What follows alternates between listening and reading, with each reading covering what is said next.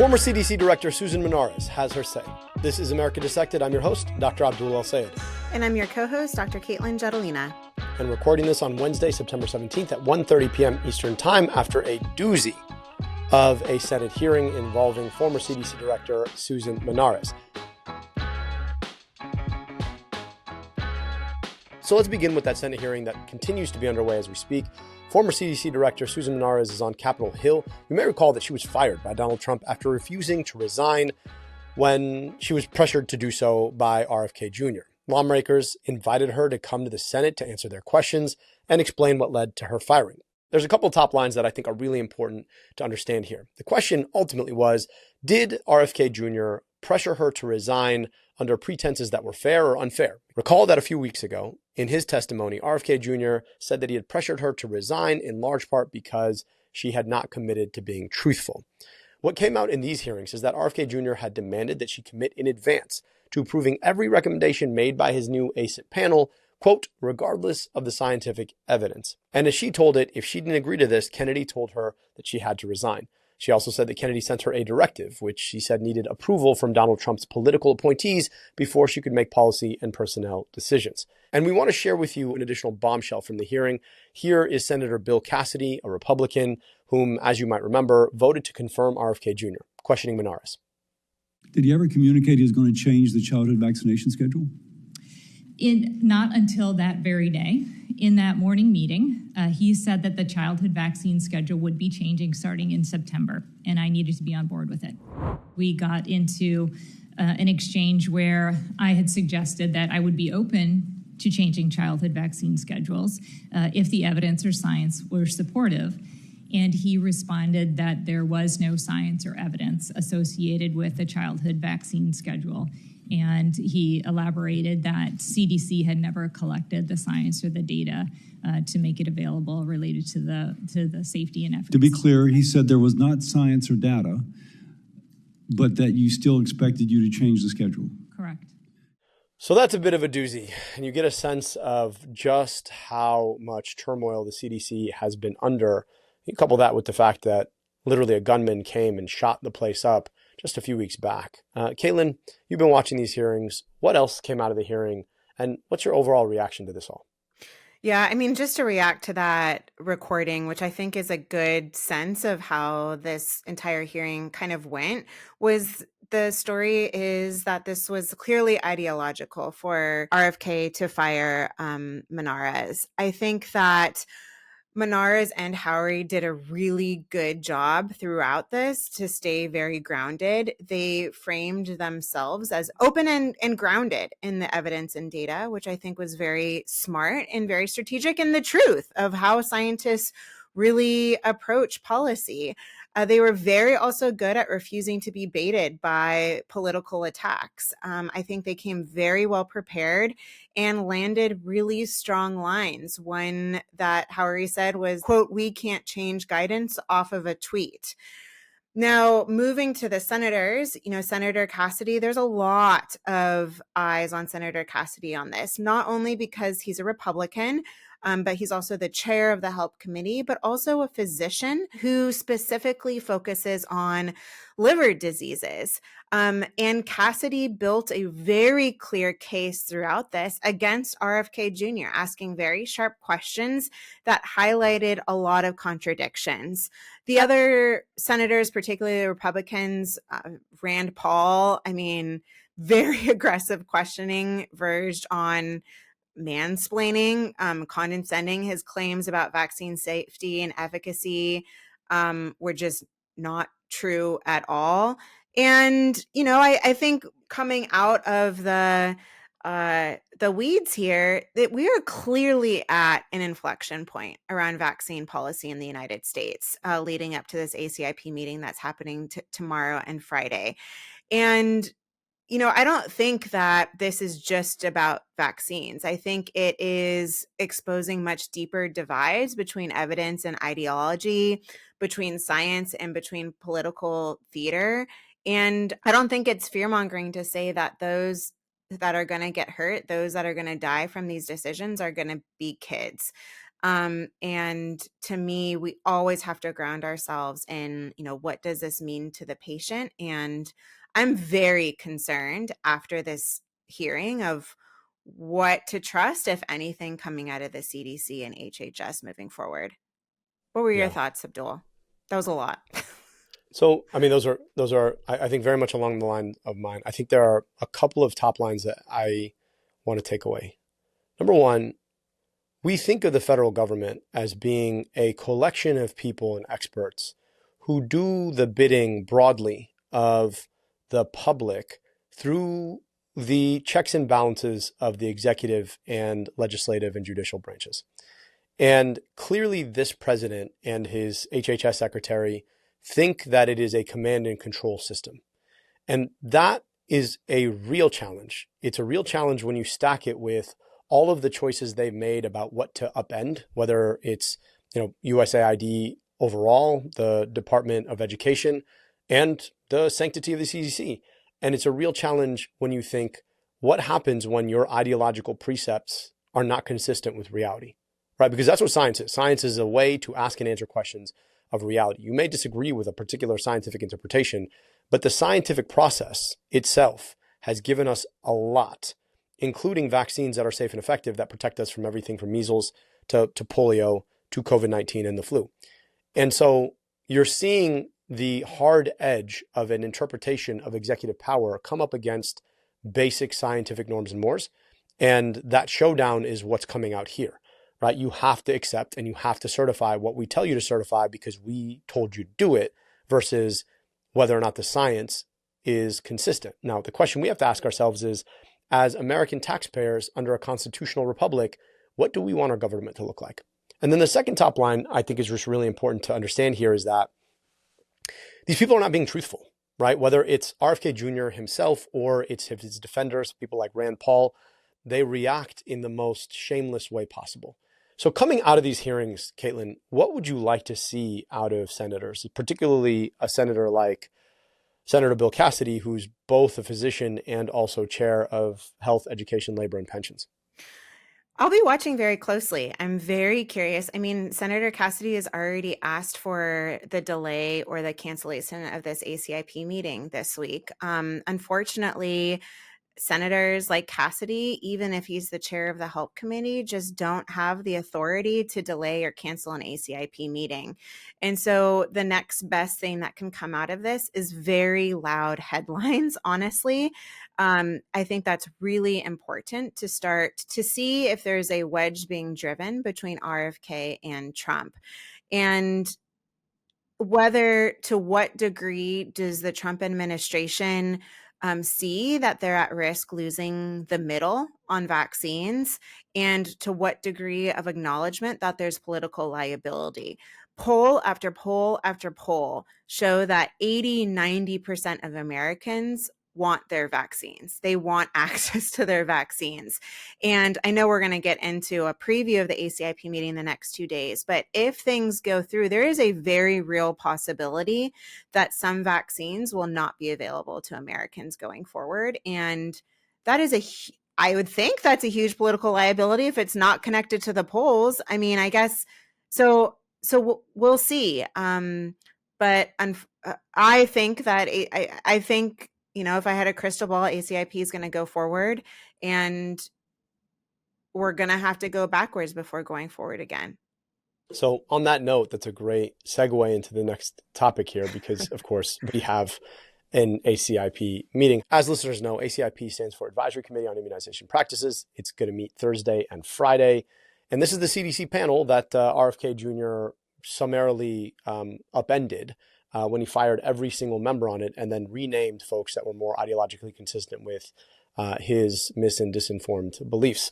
And their job is to make recommendations for the country. They've got a couple of key pieces on their agenda. They got the MMRV vaccine, which stands for measles, mumps, rubella, and varicella, which is chickenpox, hepatitis B vaccine for infants, and the COVID-19 boosters. Katelyn, do you think any of these vaccines are in danger of being pulled off the market following the meeting? Yeah.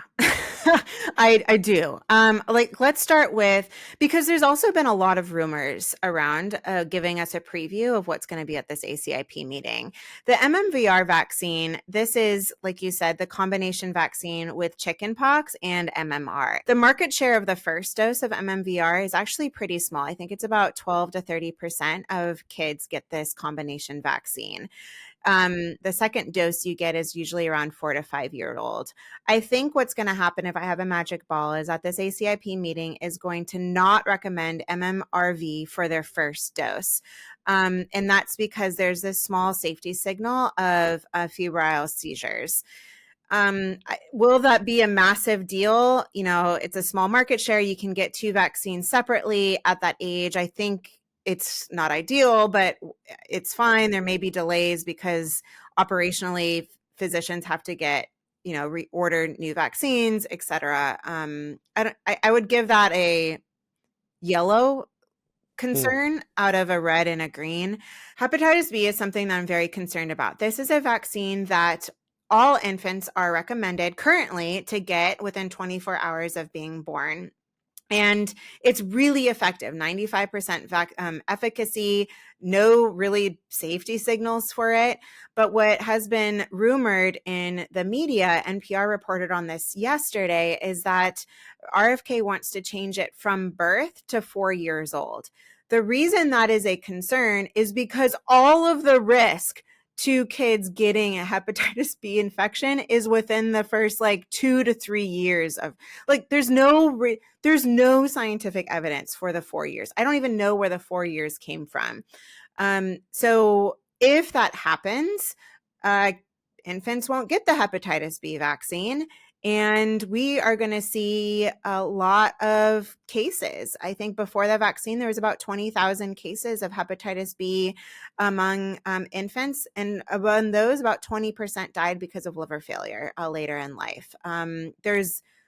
That's the most insane to me, and also most insane to Cassidy. He's a very big proponent of hepatitis B, and that came out during the hearing.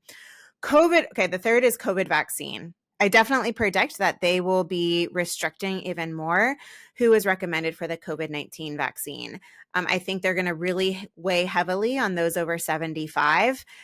Everyone under 75, I think it is a crapshoot on who will be able to get it and who is recommended. I think it really depends on who these new ACIP members and how the votes are going to come in. I think there's also a very good chance that the COVID vaccine will not be recommended for kids, no matter what. So I guess hepatitis B, COVID is more of a red. I think MMRV is more of a yellow level of concern. But taking a step back, my even bigger concern is how much they're sowing doubt in our vaccines overall, and how many people are going to have questions, and these indirect levers that RFK is using to reduce vaccine uptake, even if vaccines are still available. And I think that's going to be a theme throughout all of this. And I'm concerned about the health of our children, and I'm concerned about what choices we will be able to have to protect our children. And I don't think this is going to be the last of it. Abdul, how important is this ACIP meeting in regards to health insurance overall? Yeah. So, Katelyn, it's important from the choice perspective, but a lot of the decisions that ACIP makes are really about recommendations. And the big question is ultimately, A, can you get access to the vaccines? And B, will your health insurance reimburse you for getting it? And America's Health Insurance Plans, which is an organization I don't have much love lost for most of the time, they made a good decision here. And what they basically said is that they are going to reimburse vaccines in accordance with previous recommendations as of September 1st, which means that they're basically saying, hey, look, if you get your vaccines, you will get reimbursed for them. So the worry that we had, the second order worry about how the ACIP decision-making would affect access to vaccines, that second order worry became a little bit less of a worry, right? But the second question, of course, is doctors have to prescribe them. And insofar as these are not recommended, it may require doctors to prescribe them off-label. which, of course, the administration has said that they may target doctors in doing. So what is that to say? That means that if you're worried about how you're going to pay for it, that risk just got a little bit lower for people who are privately insured. But the next step is making sure that doctors are willing to prescribe them anyway. And that remains an open question. And of course, this is not going to be decided in one blanket swoop. It's going to be a decision that doctors themselves have to make. And that, of course, is a bit of a challenge. I just wanted to highlight real quick, Abdul, what you just said, which I think is really important. These AHIP statements are for private insurance. What's going to happen with Vaccines for Children, which is a federal program that covers vaccines under Medicaid, more than 50% of kids are covered. I don't know how that's all going to play out because it's Medicaid. It is Medicaid, and Medicaid's under this federal government. And why would the federal government go against the federal government recommendations for vaccines and so I'm very concerned around health disparities. I mean, this is really going to, if we do not find a solution for Vaccines for Children and covering off-label vaccines due to this wackadoodle ACIP, disparities are just going to be opened up like crazy.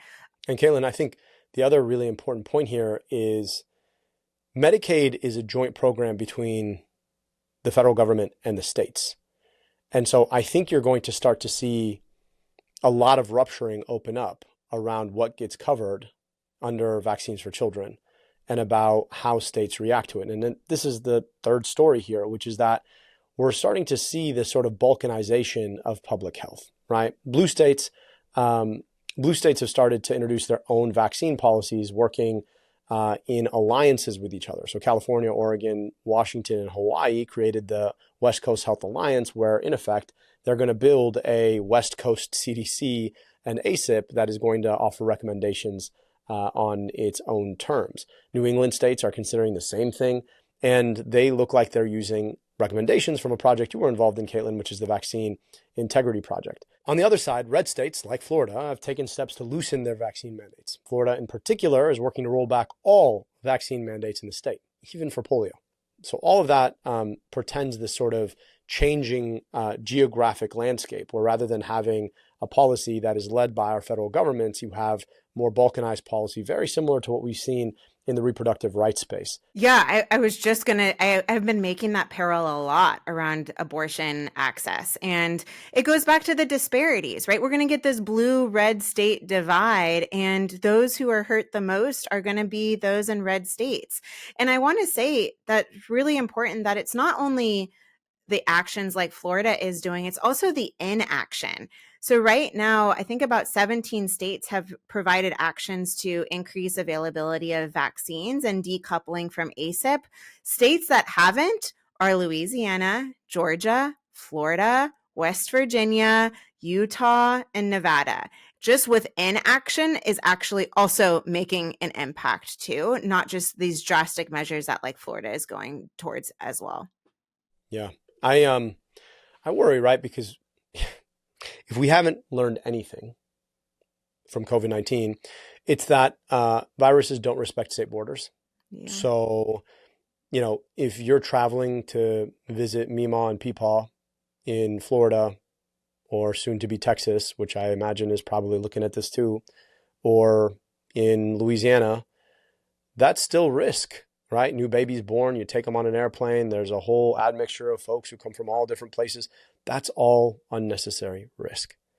And so, even for those of us who live in states with competent public health and an evidence-based focus on making vaccination recommendations, there's still added risk out there. And that increases the probability of spread for all of us. And we're all less safe for it. There's also just the question of when somebody hears about a state like Florida making a decision to stop with vaccine requirements, what does that then mean about their probability of choosing to get their kids vaccinated in the first place? And, again, the other thing that goes viral is misinformation. So whether it's the viruses themselves or the fear that comes with this, this puts us all at risk.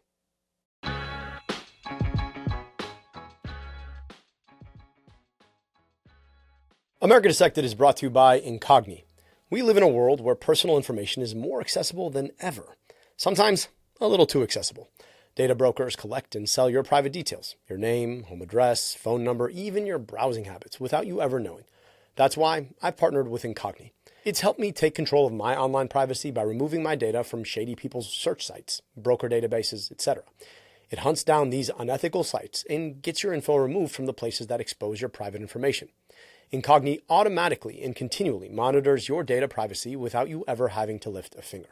All you need to do is grant Incogni permission to make requests on your behalf, and it'll contact all these shady sites, requesting the removal of all your personal information. Its professionals will handle any objections and keep checking back to ensure your information stays off these sites. Given what I'm doing right now, you can imagine the online trolls trying to scour the internet for my personal information. So keeping my and my loved ones' personal information off the web, it's a must. But with Incogni, I can rest assured that I've got the best in the business watching out for me and my family. And now they've introduced something huge, custom data removals. With their new unlimited plan, you can copy and paste any link where your info shows up on sites beyond their usual list, and their privacy team will work to get it taken down. Incogni's privacy experts actually go in and handle the removal manually, even from sites that are harder to deal with. It's like having a private SWAT team on speed dial. Right now, you can get 60% off their annual plans by heading to incogni.com/dissected. That's using the code DISSECTED at checkout. It's also completely risk-free. Incogni offers a 30-day money-back guarantee if you're not satisfied with them removing your personal information off the internet. Live free from dangerous spam by using Incogni. That's incogni.com/dissected for 60% off their annual plans. All right, Abdul, let's pivot to a rare issue that we actually agree with the Trump administration for and was actually pretty buried last week in the craziness of headlines. Last week, the White House released a memo that aims to step up enforcement on pharmaceutical ads on TV. Hooray! What's going on there, Abdul? Let me just offer some context. We're the only country alongside New Zealand that offers the ability for pharmaceutical companies to advertise their drugs. And if you think about it, it's a pretty crazy thing, right? Because the way that pharma ads are supposed to work is that you're supposed to go to your doctor and then request the medication. But then the point of having a doctor is that they're supposed to diagnose and treat you. So they're literally trying to force patients to pressure their doctors about treatment. And these are huge, big budget ads. I mean, if you look at who keeps daytime cable news afloat, it's mainly pharmaceutical ads, right? And I remember one time thinking about an ad to treat a side effect for a medication for a disease that only about 2 to 3% of the population even suffers. So you think about that, right? 2 to 3% of the population suffers a disease. This is to treat a side effect of one medication for that disease. So you're targeting a very tiny little population of people, and you're using this big, broad pharma ad on TV. So you got to ask, what does that tell you about the margins of profit that these companies can make off these medications, that they're willing to engage in this kind of advertising? So, pharmaceutical advertising on its own terms is one of the worst things about the pharmaceutical sector's practices. So this was an effort to try to ensure transparency and accuracy, quote unquote, in direct-to-consumer advertising. It's not an outright ban on pharmaceutical ads, and it calls for more comprehensive disclosures of the side effects in prescription drugs. Up until 1997, pharmaceutical advertisements required full and lengthy summaries of a medication's risks, but the FDA decided in 1997 that they could publish, quote, shorter statements and summaries with the key risks. Now, the question ultimately at hand is how long and lengthy a summary needs to be. And what Trump and Kennedy are basically saying is that we need to go back to pre-1997. What I hope this does is makes pharmaceutical advertising more expensive, which then reduces the amount of advertising all of us are bombarded with. The question ultimately, though, is always this: what's the catch, right? Because when it comes to how Trump and RFK Jr. have been engaging with the large corporations, there always seems to be a loophole that tends to curry favor with the corporations and the administration. So I'm interested to see just how this scales. The other thing I'll tell you is that modern media has changed a lot since 1997. There were magazines that people read in 1997. Today, that space is different. And so how this requirement will change how pharma behaves in the era of modern multimedia? That's also yet to be understood. Yeah, I mean, my biggest question is, does this even have any teeth? And I think the impact of these moves are just going to be very limited. And I was putting the impact in my newsletter in like 3 buckets. Is one, they're calling for stricter enforcement, right? To issue about 100 cease and desist letters, thousands of warning letters about drug ads. Sounds great. One, warning letters nearly always result in the company withdrawing or adjusting the advertisement without any fines or additional penalties. I think also, we just recently cut the personnel and budget of the FDA, right? So like consistent and aggressive oversight of the social media as well as stricter enforcement is, I don't know, it's like, is that even feasible given how many like warm bodies we have in the building? The closing the loophole. There's like one poor person. You know what they're going to do? They're going to have like ChatGPT. It's Chat FDA that's just generating these warning letters automatically. Closing the loophole, I think, is really interesting in creating longer warnings, but this means they're going to make these ads even longer. I don't want these ads in the first place. Like, so I don't know. Bottom line, I guess we can agree with this. Like, drug ads are limited. They're inherently problematic. And I don't think anything really big, substantial is going to come unless we have a really hard discussion about the First Amendment and whether corporations are covered by the First Amendment or not. So I don't know. We'll see. But an inch towards progress, we'll see. I don't know. Look, I'll take it. Yeah, exactly. I think this is better than not doing it. And I would love to see this actually take effect. I hope that it makes prescription drug advertising more expensive and that we see less of it. And I think that would be a generally good thing, right? Because I don't think that these prescription drug ads improve access to medications that people need. I think physicians understand how to diagnose and treat people just fine, thank you. And that more often this is about trying to make sure that patients pressure folks into making prescriptions for things that they sometimes don't need. Like, you think about it, what you're basically saying is that doctors don't know enough, and so we're going to get their patients to come and ask them for prescriptions. So look, good thing. We'll take it. Better than a lot of the bad things. And as they say, Katelyn, a broken clock is right twice a day. Twice a day. Abdul, who did you talk to this week? Well, it's back to school season, as you well know. So I got the opportunity to sit down with Dr. Annette Campbell-Anderson. She's the deputy director of the Johns Hopkins Center for Safe and Healthy Schools. We talked a lot about the cell phone bans that seem to be sweeping across the country and how classrooms have changed and what that means for teen mental health and well-being. I think it was a really, really important conversation about everything from digital literacy to parents and parenting, to how we build a generation of people who actually have a functioning attention span. So I think it was a really important and eye-opening conversation for me as a dad of 2, one of whom is now starting to ask for cell phones. I can't even believe that. Already? I know. She's 7. She's like, my friend 7? Has a phone. I'm like, no, who is that friend? Oh my gosh. So Sarah is doing everything she can to pre-butt all of the friend's parents about the need for his phone, right? And I mean, like, for us, we try to be very, very focused on where phones can go, et cetera. But like, she's getting more and more interested. And yeah, my little ones are, I mean, this is coming for me, obviously, but I was just out with some neighborhood moms and they just did this pack, which I think is actually pretty smart. They're all getting hard lines for their kitchen. So all the girls can talk to each other on this phone, but like, it's not going anywhere. There's not social media, like, just to allow them to have that. But so I don't know. Parents are innovative in this space. Yeah. We'll see where it goes. It's like one phone in the living room.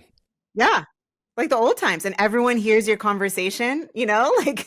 Yeah, that, and like, if we ever do get them phones, what I'm going to do is I'm going to have them like required to be mirrored to the TV in the living room, so like, like everyone can see what you're writing.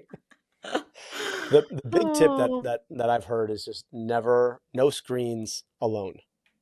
Okay. Right? And always in a public part of the house. So no screens in the bedroom, no screens in the bathroom. All screens have to be in a public part of the house. And that way there's just sort of a level of oversight over like what is being experienced on a screen, just given the ubiquity of like all the shit people can get into on a phone. So they seem like a pretty logical approach to me. Well, I'm excited to see and hear what Dr. Annette has to say about this. All right, friend. Enjoy the next week. I hope that back to school season has like settled in for you. It has. It has. Good. Yeah, we'll see you guys next week. All right, friends. Thanks.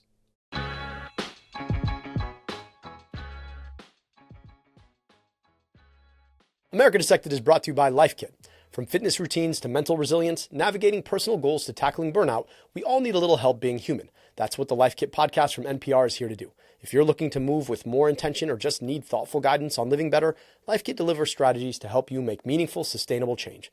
Life doesn't come with a manual, but every day you're making choices, some big, some small, that shape the direction of your life. Life Kit offers real stories, relevant insights, and clear takeaways to help you meet those decision-making moments with confidence and clarity. I really love the recent episode they did on how to avoid mosquito bites, because we all know that mosquitoes suck, literally. But it's harder to know how to avoid them, especially if you're someone they seem to really like me. I listen to Life Kit because I get to hear thoughtful conversations that unpack the emotional and practical side of personal wellness. Actionable guidance I can actually use, no fluff and no judgment. Trusted voices and expert advice to help me take the next step, however big or small. It can help tackling common issues like relationships, finances, parenting, and your career. Then walk away with a game plan you can implement right away. Life Kit isn't just another podcast about self-improvement. It's about understanding how to live a little bit better, starting now. Listen now to the Life Kit podcast from NPR.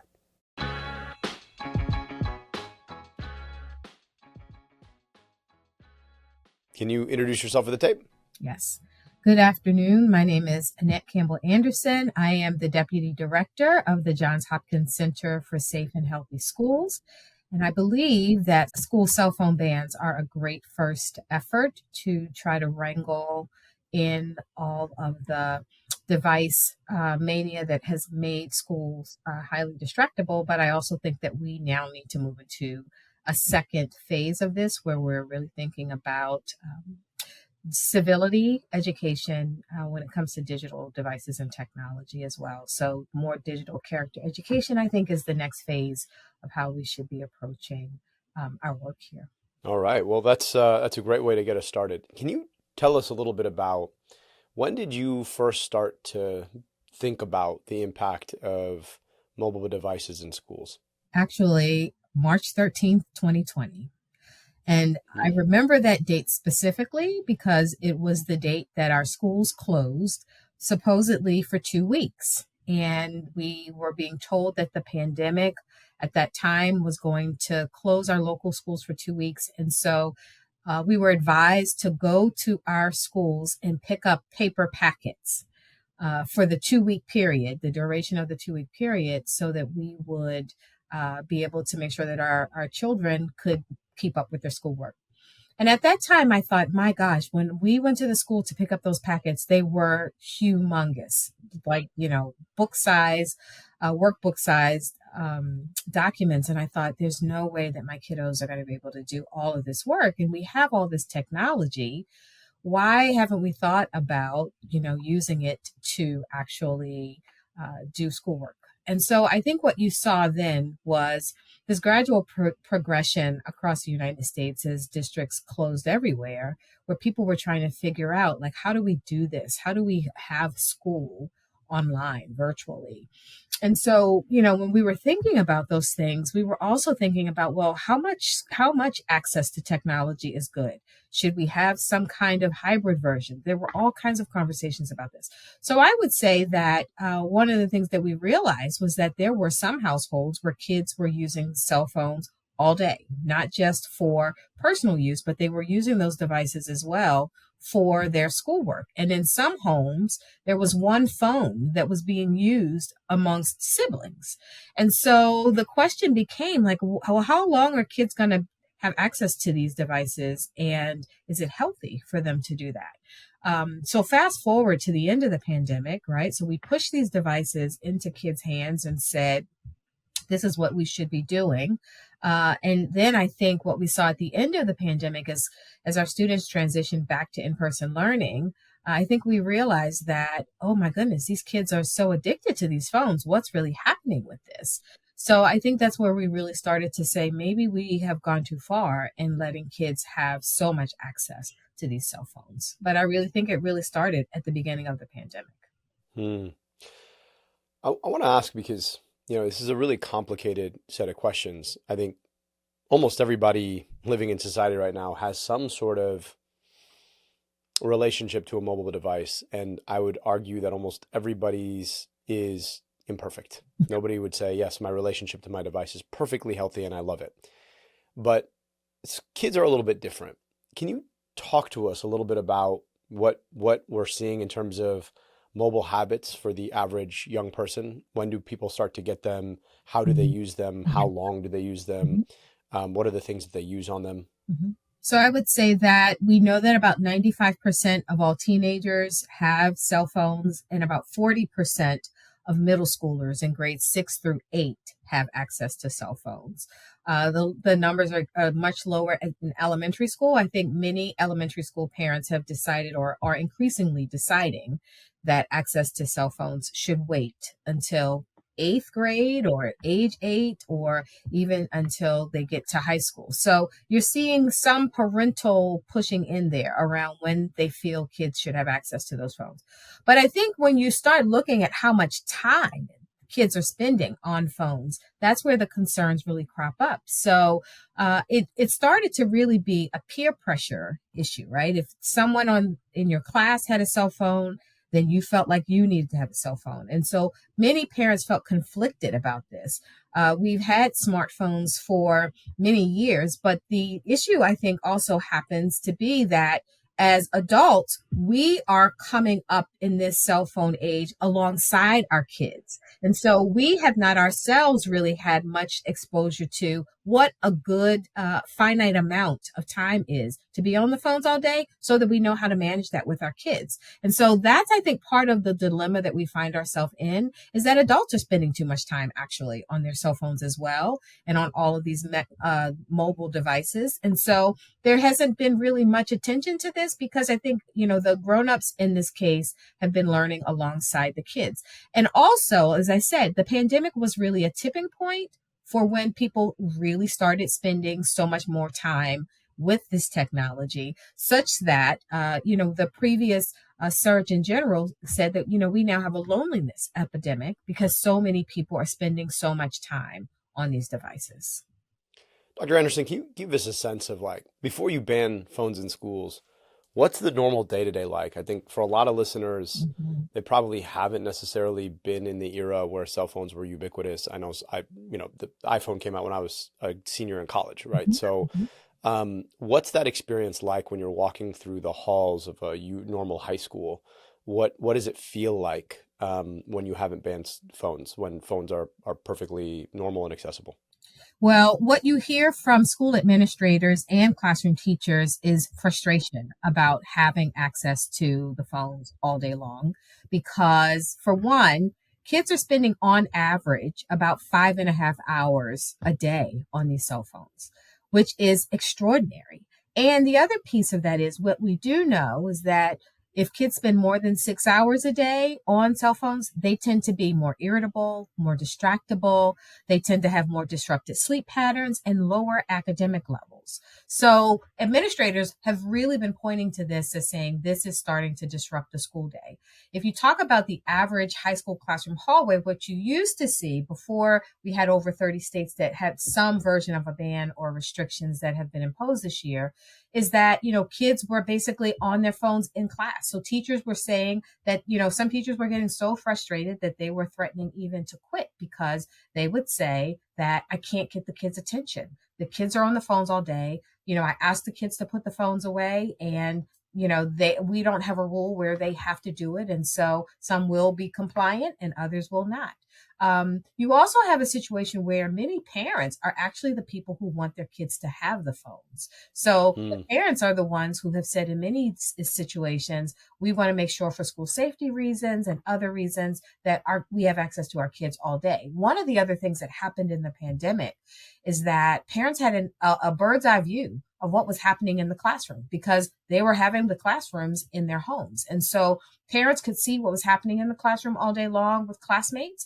And when kids went back to school, some parents still wanted that access to see what was happening in classrooms. So part of the other reason why I think administrators are saying that they wanted to have these bans and these cell phone restrictions is because they wanted to retake on the role of in loco parentis. Right now, what you've had is that parents were really going more alongside of schools and saying, well, maybe I don't want you to have full in loco parentis all day long. I want to see what's happening in my kid's classroom all day as well. And so there's been some wrangling, I think a little bit of a power struggle between schools and parents about who's really in charge of my kid during the school day. What is that instinct? I mean, I think about, I'm not a father of teenagers. I'm a father of an elementary school child and a daycare child. You've got a ways to go then. I know. I'm just getting out of the wiping butts phase of things. My kid just potty trained like a couple weeks ago. Congratulations. Thank you. And I get the urge to like want to know everything. And then part of me also feels like, I would have shuddered to have my parents constantly watching me in middle school and high school. Cause like, you kind of have to figure out how to be your own person. You make mistakes, you do dumb stuff. People do dumb stuff to you. And so long as that doesn't breach the bounds of true, impropriety, like that's kind of the part of growing up. How much of this is really about parents' relationships to their kids? Yeah, right. So I think you've kind of hit the nail on the head a little bit with that, right? We've had, because of the pandemic, parents have become much more, it has leveled the relationship a little bit between parents and kids. It has not been as hierarchical, partly because kids and parents were spending so much time together. And so what you begin to see is that when school reopens, that hierarchical relationship has to shift again. And so some parents still want to have that level of closeness with their kids all day, and they use the cell phone. They're texting them all day. Some parents are using their cell phones to say, hey, I'll pick you up after school, or I'll meet you at the baseball field at X time. But then in other situations, you do have parents who are more hovering, more helicopter, parents that are being more involved all day and want to be more involved all day. So schools, I think, have said, listen, we have a role, we have a responsibility, and so we need to make sure that cell phones have a place in your kid's life, but we have to put guardrails around the time that happens.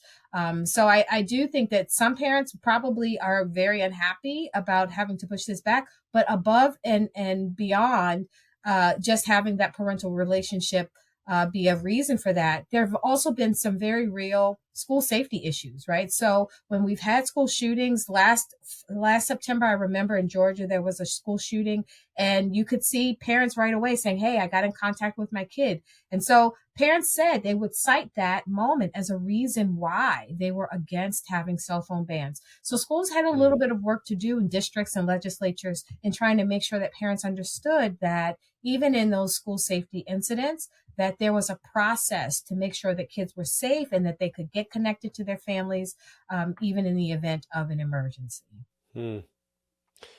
I want to get more to some of the unintended consequences, but give us a sense of what happens now when a school decides to ban a phone. What have we found out about the impact on learning, on socialization, on child contentment and behavior? What are we learning from these real-time experiments in terms of these choices to ban or curtail phone use? So the first thing I would say is that there has not yet been a gold standard that has been established around randomized controlled trials to say definitively that banning cell phones have improved academic outcomes by X%, or that it has improved mental health outcomes by Y%. One of the big arguments for why people feel that the cell phones need to be banned is because we've seen, these increases in depression and anxiety, suicidal ideation, especially amongst our young people. Mental health issues have really skyrocketed as a result of the pandemic, and cell phones are often pointed to as a primary contributor to this. So people really feel that taking the cell phones out of kids' hands during the school day is a way to cut down on that. But I do think we need to do more research to confirm that and make sure of that. Because what I really have a concern about is, school is 6.5 hours a day. And so if kids, even if, your district has a bell-to-bell ban, like New York City has instituted a bell-to-bell ban, other districts have a ban. Montgomery County in Maryland has a ban that's during instructional periods, but you can have access to your phone during lunch. But the real issue is what happens when the kids leave school, right? What happens after they get the phones back? And we know that kids are getting about 60 notifications during the school hours, but a day. You and I and everyone else who has these cell phones, we're getting about 240 notifications a day. Emails, game updates, something new to add to a game, for example. So all of these little updates that are happening all day long, and we're checking Snapchat and TikTok and Instagram. If that's happening during the school day, that's distracting. And even though the cell phone bans are important for the school day, we also need to be thinking beyond the school day now, right? What is a good amount of time that after the school day, kids can engage in this? We also are a culture right now that has expended a lot of energy on liking negative behaviors. So we also need to think about how we can really put some guardrails, again, around some of these negative behaviors so that young people are learning how to responsibly engage with this technology. I want to tease apart some of those things because I think you said a lot of really important pieces there. On the one hand, there are unintended negative consequences. You brought up one of them, which is contact with a child in the context of a real serious emergency. Mm-hmm. What are some of the other unintended negative consequences that we're finding of banning phones? Well, I think one of the other major ones that, kids say is that they need access to their phones to be able to do their schoolwork. What I would say is that you see that there's a difference in how wealthier school districts and schools are able to get around that versus less wealthy districts, right? So in many instances, kids have access to multiple devices. They have access to, smartphones, smart watches. They have access to tablets. They have access to other technology devices that give them a way to plug in. In some districts that don't have as many resources, the cell phone becomes the most important technology piece for them.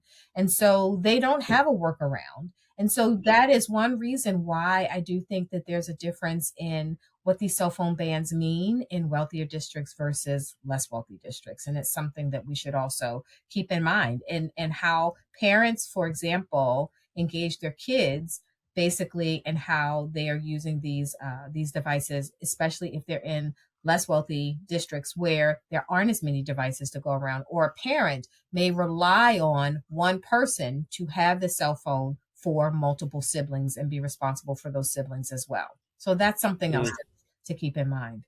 Yeah, it's a really important point. I hadn't thought through how this may differ based on resources in either a family or a school.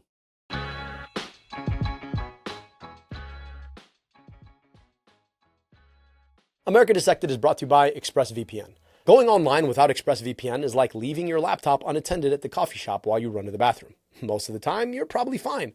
But what if one day you come out of the bathroom and your laptop's gone? I travel a ton, and I have to access unencrypted networks all the time, in hotels, airports, coffee shops, and so many other places. And when I do, my data is not secure. Any hacker on the same network can gain access to and steal my personal data, passwords, bank logins, credit card details, etc. It doesn't take much technical knowledge to hack someone. Just some cheap hardware is needed. A smart 12-year-old could do it. Your data is valuable, and hackers can make up to $1,000 a person selling personal info on the dark web. ExpressVPN stops hackers from stealing your data by creating a secure, encrypted tunnel between your device and the internet. I choose ExpressVPN, and I have even before they were a sponsor, because it would take a hacker with a supercomputer over 1 billion years to get past ExpressVPN's encryption. It's also super easy to use. Fire up the app and click one button to get protected. In fact, I was on a trip this past week, and as soon as I signed on to the hotel Wi-Fi, boom, I connected to ExpressVPN. I use ExpressVPN because I don't want folks hacking my personal information, and I want to avoid the hassle of letting one moment of carelessness at a coffee shop or in a hotel cost me hours and hours of hassle and even worse. Secure your online data today by visiting expressvpn.com/dissected. That's expressvpn.com/dissected, DISSECTED, to find out how you can get up to 4 extra months free. expressvpn.com/dissected.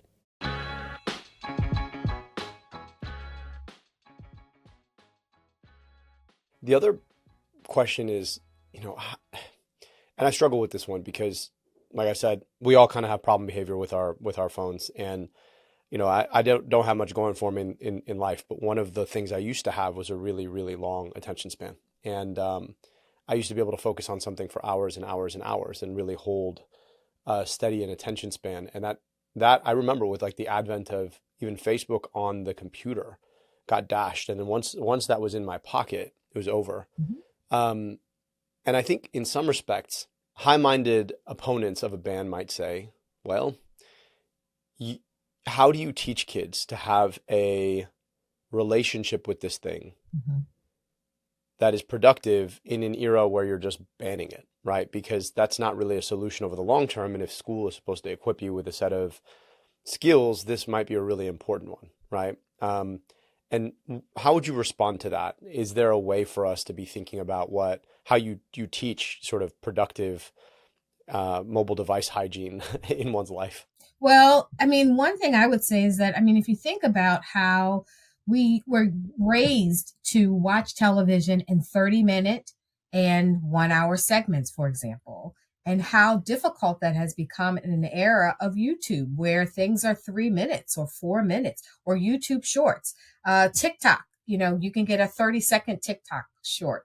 And so I think what you're seeing is that people want information immediately. Think about how hard it is for us now to sit and listen to a 30-minute segment. Sometimes it's really even difficult because of the culture that we're in to watch an entire movie. When we were kids, we sat and watched, the ABC specials, the after school specials. You'd race home and you'd be so excited at 4:00 when it came on because it was going to be on from 4 to 6, and then you'd go right to dinner and you had your whole evening planned out in your mind.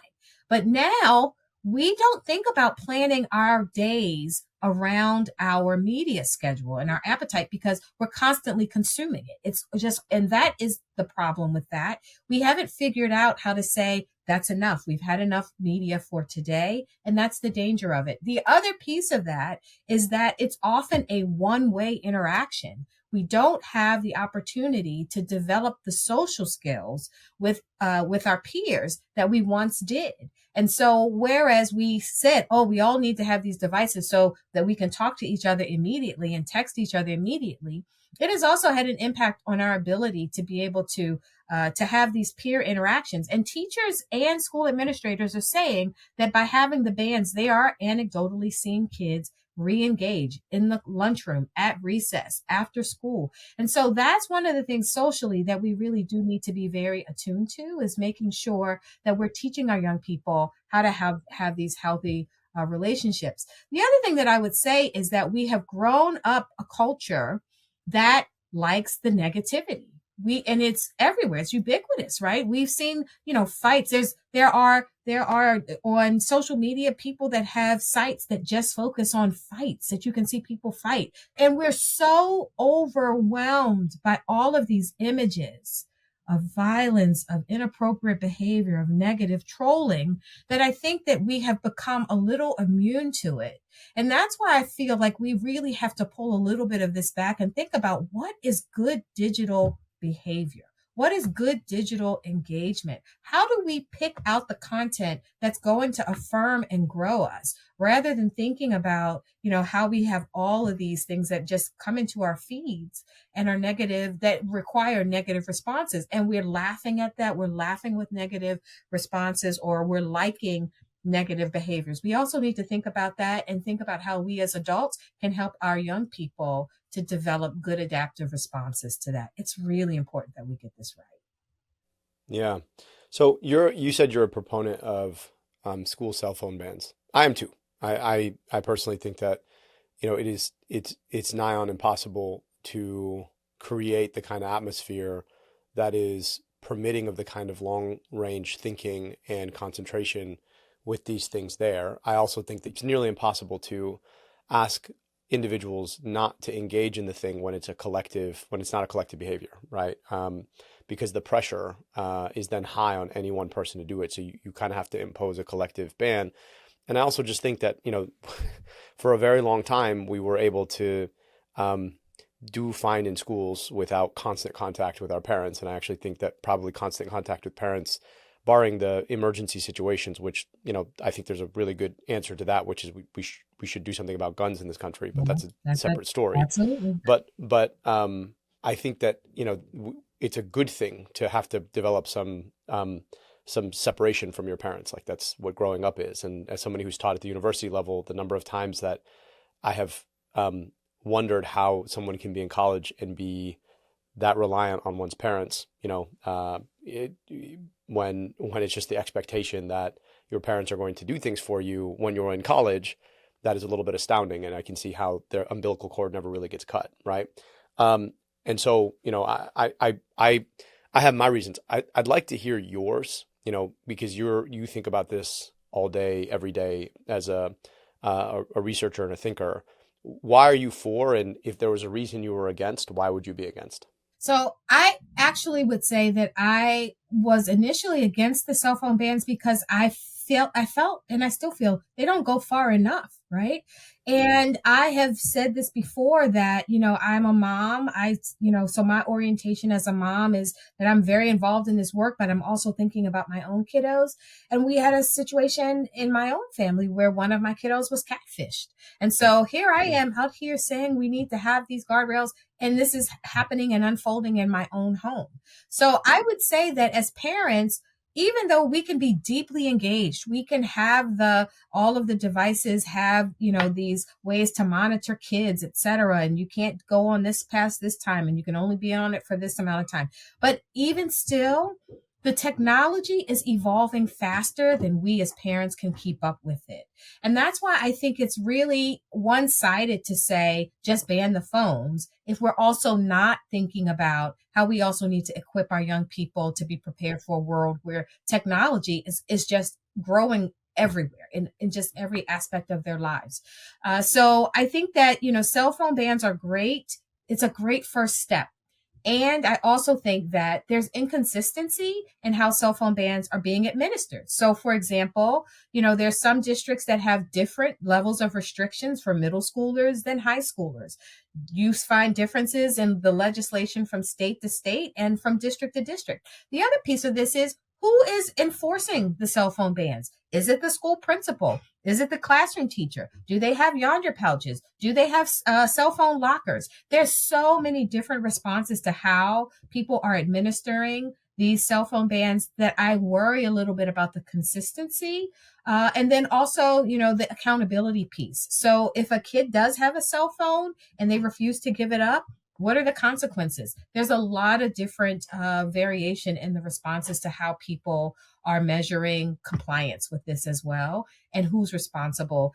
You could have the principal could be the person responsible every day, but a principal has so much on their plate all day. Is that the right person to manage this? Or is it the classroom teacher who's trying to manage it between classes and have, 30 sets of yonder pouches given out, or, 30 sets of off and away, and making sure that kids don't have them. There's so much variation in how cell phone bans and restrictions are being implemented that I do think that we should be measuring this for consistency to understand exactly what we're looking at and where it works well and under what conditions. So I think cell phone bans are a great first step. And I think we also need to do the additional work to make sure that we're measuring and being held accountable to the implementation so that we understand the impact of what we're doing here. I think those are all really good points. So if that's the first step, what are steps 2, 3, and 4? Well, like I said, I would love to see digital character education implemented for kids, high schoolers, middle schoolers, even elementary students that don't have cell phones yet, so that people understand what it means to have respect, kindness, responsibility, creativity. We need to add some of this back as we're looking at why we're using this technology, so that we're not just defaulting to going to these social media apps. Right now, there are 200 school districts across the country that are suing some of these app developers because they're saying that they have contributed to the mental health stressors of our young people. And so I think we need to understand as this case winds its way through the courts, I think we need to understand what else we can do to help our young people to be prepared for a world in which they're going to have access to many more apps than what we even know about right now, because the technology is just really exploding. And AI is only going to make that even more challenging to manage. So I would really love for us to get ahead of that by having stronger digital civility curriculum rolled out for kids across the country. I want to ask you, I think you made a really important point early on, which is that oftentimes those of us who grew up alongside this technology sometimes have worse behavior when it comes to it. And it's fascinating to me. I'm of that age where I was just an adult as this stuff started to hit. So Facebook, I was one of the first 10,000 people on Facebook when it came out, hit universities. And I remember joining in the fall of 2003. Wow. Right. And then I was a senior in college when Apple released the iPhone. And I've watched as all of this has sort of moved through. And it's fascinating to me because when I think about younger siblings or younger adults for whom this has been ubiquitous, you see the impact. And then I also think about people who are older than me who sometimes have even more problematic relationships with it than I do in some respects, because there wasn't a sense of how do we actually navigate this as it's come through. And I think in some respects, I'm of the school of parenting that says, if you're telling somebody something that's different than what you're doing, they're probably going to do what you do. And one of the overwhelming realizations as a parent that I have is that, there are too many times where my kids see me on the phone when I should be hanging out with them and giving them the, face-to-face interaction that's uncomplicated by a cell phone in between us. What do you recommend to all of us adults who the kids are watching around how we can model the kind of behavior that we want to see for them, and frankly, how we can avoid the kind of the things we want to protect them from? Yeah, I think the number one thing is to consider time limits. We all are spending way too much time with this technology, and I think we need to figure out what is the right amount of time for us to be on all these apps. I mean, we just go from one app to the next. And so you look up and you've spent 3 or 4 hours of productive time doing this. And I think you're absolutely right. If we're not modeling something different, our kids are going to follow exactly what they see us doing. But the other piece of this is we also need to get connected in community with like-minded families, because kids are doing what they see their peers doing. And so again, cell phones really took off because everybody had to have one, right? And parents were hearing, oh, if I don't have a cell phone, it's the end of the world. And parents were giving into that. The other thing is that I think you need to make a decision now as a father at what age you're considering giving your kid their first device. And then what are the guardrails that you're willing to put in place to make sure that your young person is having a responsible interaction with the device and with the technology? Because I think there was some early attempt before 2020 hit to make sure that parents were doing that. I think parents were really self-monitoring some of this. But after the pandemic, I think all of that just kind of got lifted off and it really went awry. So I think now that as parents are really starting to see that there need to be some different decisions, I think it's important that you as a parent decide at what age are you willing to give your kid unfettered access to this technology? Do you want it to go off at 9 o'clock? Or 11 o'clock? Do you want them to have access to only certain things? I think that parents have felt a little bit well, if I don't, then my kid's going to get teased because they don't have access to the same things that our kids have access to. But when you think about the fact that there's, the amount of pornography, for example, that is just available for kids today, it should make you take pause as a parent. The other thing the other statistic that really comes up as I listen to your question is, I read a statistic a couple of weeks ago that suggested that 75% of teenagers have had at least one AI relationship. And that kind of knocked me back because I'm thinking to myself, what? So the other thing that's happening, right? And so as a parent, as I said, I'm hands-on. We're involved. We're at the PTA meetings. We're doing all the things. And yet what you're hearing is that kids are developing relationships with chatbots, and that 75% of teenagers have at this point had at least one relationship with chatbots. And that also an increasing number of seniors who are feeling isolated are also having 5-6 hour relationships with chatbots. And so if we don't, the danger of us not saying we need to put guardrails around some of this, that we need to act quickly and swiftly and think about this, is that the technology is going to continue to rock and roll. So we have to really think about what it is that we want in terms of engaged citizenry. What do we want for our young people to have healthy relationships with technology? And one of those things is for us to consider, do we want our kids having romantic relationships with AI chatbots? Do you want their best friend to be an AI chatbot? We really need to give some consideration to how we're going to put guardrails on this if this is not what we want as a society. Yeah, well, I mean, I said some really important things there, and I want to highlight a couple of them. One is that you can't beat something with nothing.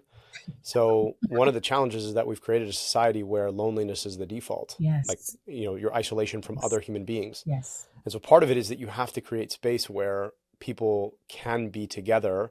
And instead of being pulled to your phone, you're being pulled to a compelling moment with other people that I think will always beat out an AI chatbot, I hope. The other thing is, one of the things Sarah and I have talked about, Sarah, my wife, is a psychiatrist, so she thinks a lot about this question, is that, we want to delay screen access as late as possible in all of its ways, right? So whether it's, watching a television screen or an iPad, or it's having a cell phone, or it's any of those other things. And one of the things she brought up recently was I thought it was a really good rule for everybody, is like no screens in private, which is, you can, if you want to have access to your phone, once you inevitably get one, that's going to be in a public place in the house, not in the bedroom, not, alone, not even in the bathroom, like just, it's going to be where anybody could walk by your screen. And it's just as a matter of maintaining a certain level of just screen hygiene. But then on our side, it's also like, we don't do this very well, but I try to put my screen on a charger outside of my pocket when I'm engaged with the family, right? And that way it's not constantly tugging me, or I can't find myself like answering a text message and then getting pulled in to check 15 other things. And then soon enough, I'm like down a rabbit hole, like happens to all of us. But that point about what people watching what you do rather than what you say, I think is so big. And I catch myself all the time just falling down a certain rabbit hole. And the nature of my life is that there's constantly things hitting me, and I could always respond immediately. And there's always a justification to do so, but then what do you lose in the interim, right? And that's the part that always gets me, is that, life is lived in these like interstitial moments, these moments that you don't assume to be the most important part, right? You talk about going to your kid's game. Is it the game, or is it the ride to and from the game that really is the most important part, right? So I really appreciate you taking the time to join us and to share your perspective on such an important society-wide problem. Our guest today was Dr. Annette Anderson. She is the Deputy Director of the Johns Hopkins Center for Safe and Healthy Schools. Dr. Anderson, we really appreciate you joining us here today. Deeply honored to be here. Thank you so much, Abdul. I've enjoyed it. It's a great conversation. Privilege was ours. That's it for today. You can find more content on our website, incisionmedia.co. Check out our shop at store.americadissected.com for our new America Dissected merch, including our logo shirts, hoodies, and mugs. And don't miss out on our Vaccines Work, Science Matters t-shirts. If you have guest recommendations for the show, send us an email at info@incisionmedia.co. You can follow or subscribe to America Dissected on your favorite podcast platform and on YouTube at America Dissected. And you can follow me on Instagram, TikTok, and X at Abdul Al-Sayed, no dash. And make sure to subscribe to Katelyn's incredible newsletter, Your Local Epidemiologist, which breaks down the latest scientific evidence for over 300,000 followers. You can search for Your Local Epidemiologist on Substack. Links to all our sponsors are available right here in the show notes. I really do hope you'll check them out and show them some love. They make the show possible every single week. Finally, on your way out, don't forget to leave us a 5-star review. And if you're watching on YouTube, drop us a like or a comment. Word of mouth still goes a long way too, so if you know someone who might like to keep up with everything that's happening in the world of health, please do let them know. America Dissected is a product of Incision Media. Our co-host is Dr. Katelyn Jetelina. Our producer is Andy Gardner-Bernstein. Video and audio editing by Nadine Melkonian. Our theme song is by Taka Suzawa and Alex Sugiura. Sales and marketing by Joel Fowler and Nick Freeman at Big Little Media. Our executive producers are Tara Knight and me, Dr. Abdul your host. Thanks for listening. This show is for general information and entertainment purposes only. It's not intended to provide specific healthcare or medical advice and should not be considered as providing healthcare or medical advice. Please consult your own physician with any questions related to your own health.